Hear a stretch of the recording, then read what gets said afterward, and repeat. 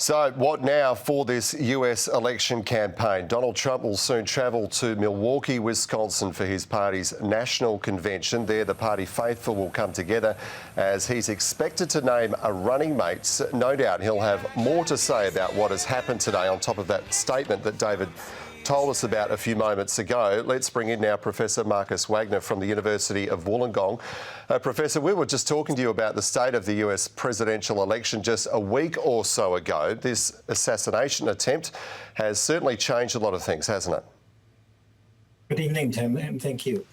It certainly has, and it's probably good to remember that we had a tragic loss of life, first and foremost. It's a sad day for democracy, but probably a sign of U.S. democracy at this time. Trump literally came within an inch of his life and has thankfully survived, but it's already changing the campaigns for both the Democrats and the Republicans, and it will likely change U.S. politics further going forward. We heard the former president took a few risks when leaving that podium, but it has brought some enduring images. We've already seen some of his supporters turn that image of him raising his fist in defiance into a T-shirt just hours after it happened. Is Donald Trump likely to weaponise that image, do you think?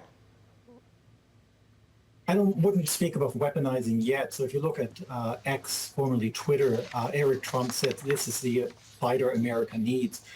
The image is absolutely iconographic. It's powerful. Trump covered by Secret Service agents, standing up with pumped fist, face bloodstained, flag waving in blue sky, yelling "fight, fight, fight."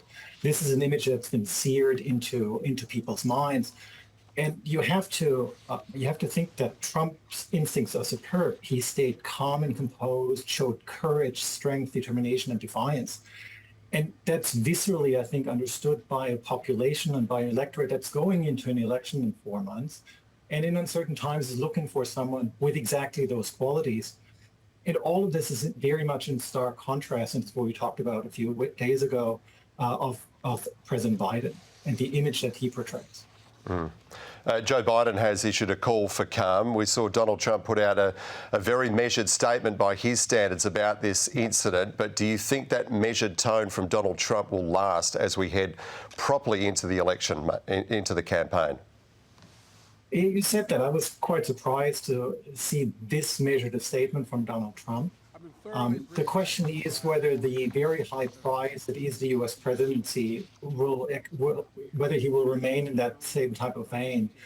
Now, the Trump world has for a very long time thrived in turmoil and hyperbole, and I'm fearful that the imagery that comes out of this event is just too enticing not to be used also in a more negative way going forward. And in terms of Donald Trump's chances of winning the election in November, what does this do for those chances? Look, I think he's portrayed himself for the longest time as a martyr and now has become one, literally with blood on his face. And so that imagery is quite powerful, like I said. The Republican National Convention was always going to be a coronation, but even more so than the one that you would have expected. And it's almost going to be a preparation for what we'd call an imperial presidency. If Donald Trump does get elected in 4 months, he would have complete free reign. The Republican Party is already in his grasp, but there would be no opposition within the party anymore to anything he wants to push forward. Well, time will tell. Professor Wagner, appreciate your thoughts tonight. Thank you. Thank you.